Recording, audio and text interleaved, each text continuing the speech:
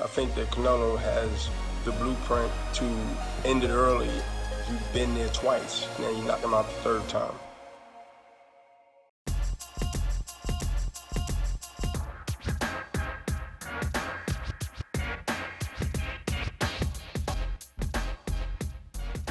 Welcome to Jabs on Dazn, presented by Contender. Sergio, as you can see, I had to shave my head for the second time in as many months. I don't know when the next time I'm going to be able to get a regular haircut will be. That's because you grew up privileged. See, Mannix, I cut my own hair. I've been cutting my own hair since I was in 6th grade, and that's what we do when we have no other choice to survive. We cut our own hair and we manicure ourselves. Yeah, okay. You cut your own hair and you manicure yourself. That's a nice little add-on there at the end. All right, let's throw some jabs. All right, we start with Canelo and Triple G, whose fight is being penciled in for September. Former middleweight great Bernard Hopkins had this to say about their trilogy fight. He said, "I think that Canelo has the blueprint, definitely from the second fight, to end it early. Okay, you beat him twice, now you knocked him out the third time," end quote. Sergio, do you agree with Bernard Hopkins? How can I not agree with the executioner to execute a game plan? This is a living legend in Bernard Hopkins. He knows better than anybody. I agree. 24 rounds. These guys know each other too well. I think we're going to have to favor the younger, fresher fighter in Canelo to get the stoppage. He will be going for the stoppage. They both are going to be going for the knockout. And Golovkin, we know he has the power to end this fight early as well. There's too much bad blood. There's too much animosity. They've been avoiding each other. Canelo's been trying to move away from this fight. Golovkin has been pursuing it. Now they're going to have to wait a little bit longer, but the anticipation, the frustration, the anger has pinned up enough. This fight ends by knockout.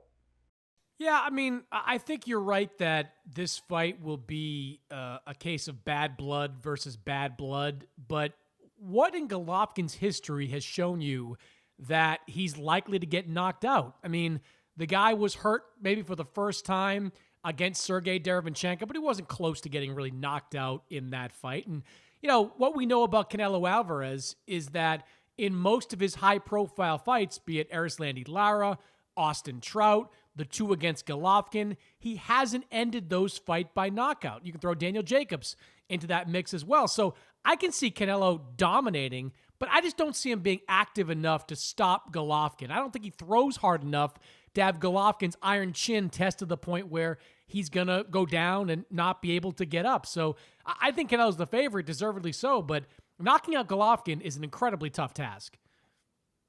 Iron chin, yes, but like we saw in his last fight with Derevyanchenko, it's a little bit soft down here, and that body shot's not going to forget. So I think Canelo, who's an explosive body puncher, he saw that. He saw that. He knows that he's going to go straight for that. So he's going to be attacking the body, which naturally is going to bring down the hams and the arms and the elbows, and that can open up a shot upstairs. But the more explosive puncher is Canelo. The faster hands is Canelo. I think the power still edges out to Golovkin. I'm not saying Golovkin doesn't have a puncher's chance to win. Of course he has that destructive power behind him and the high knockout ratio. This fight will end. I mean, the writing's on the wall. I have to lean towards Canelo's faster hands, but I mean, I'm not looking past Golovkin to hurt Canelo either. These guys are just going after each other like two trains. One of them will collide. One of them will not see the end of the 12th round. Yeah, I feel like these two guys are so familiar with each other at this point. They've fought 24 rounds against each other. They know what to expect.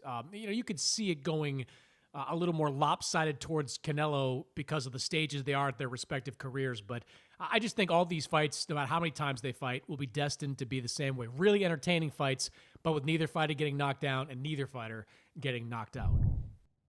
All right, sticking with Canelo, Triple G's promoter Eddie Hearn hinted a potential plan to get Canelo and Triple G back in the ring by the end of the year.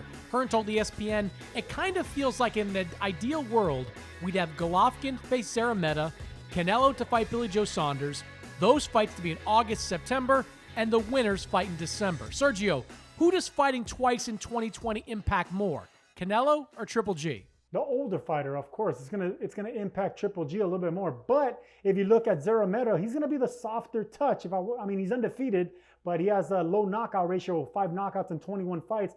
And with BJ Saunders, he's a 2-division world champion. So the heavier load, the heavier burden of opponent is going to be with Canelo, but I think Golovkin, being the older fighter, he's getting the softer touch in a way. We know that Canelo has already been here before. In 2018, he fought Golovkin, and then in September, and then he went and fight Rocky Fielding in December. So he can do it. It is possible. It is physically feasible. So yeah, I can see both these guys coming back at the end of the year and getting these 2 fights out the way. First, let's not pretend like Eddie Hearn doesn't have a financial stake in extending this out a little bit further. I mean, Eddie Hearn also promotes Billy Joe Saunders. He'd like to get Billy Joe Saunders that payday and get himself a payday as well before going on to a Golovkin showdown. So there's certainly some self-interest there on Eddie Hearn's part. But I do think that plan makes some sense. I mean, Golovkin, to me, is the one that needs the fight more than Canelo does. Golovkin is coming off somewhat of a lackluster 2019. He got 2 wins. He got a middleweight title back, but the Steve Rolls fight wasn't perfect, and it was an extremely difficult fight against Sergey Derevyanchenko. So I think for Golovkin, a fight against Zarameta, a fight that I think he wins by spectacular stoppage, I think that's a way for him to get his confidence back and get his confidence going into a third fight with Canelo. I think Canelo, he's ready right now. I mean, Billy Joe Saunders, he might be able to pose some problems because he's slick and he's a talented boxer, but I think Canelo beats him. I don't think Canelo gains much from that. I think Golovkin has a lot more to gain from a fight taking place in between.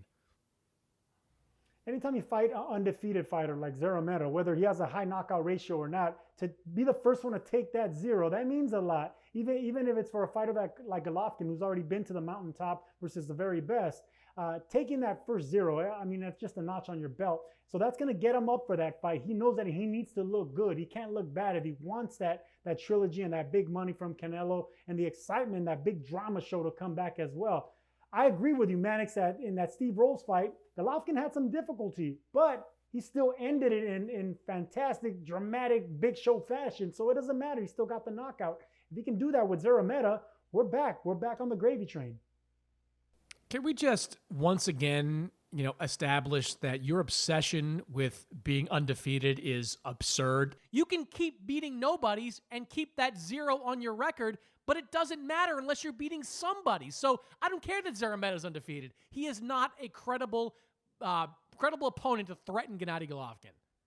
You're talking about Kamil Zarameta. Okay, yes, that fight was forgettable. I'll give you that. I'm talking about Golovkin here. I remember that excitement of that fight. No, I don't remember Zarameta.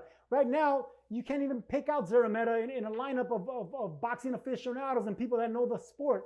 But he has that 0. I'm not fascinated by it. He hasn't been beaten as a professional. How is not that going to be marketable? Golovkin's going to beat another undefeated fighter, another Steve Rolls type fight. I think so. I think Rolls was undefeated. If not, he had 1 loss. But still, if you can take that donut, take the donut.